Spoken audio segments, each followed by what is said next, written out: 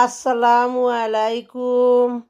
ও দেখো গো সবে, আজকে আমি লইয়া আইছি গো ঈদর লাগি ঈদের গরুর হাট। আজকে আমরা এখান জাউয়ার বাজার, আমরা জাউয়ার বাজার ইটা কি খুব বালা বাজার, খুব পুরানা বাজার। আমরা ছোটদের সময় আসলাম হৌতা কি আমরা দেখতে আইরাম শূন্য আইরাম। তো এই বাজার খুব বড় হয়ে গেছে অনেক তো গরুর হাট হয় কি নাইস।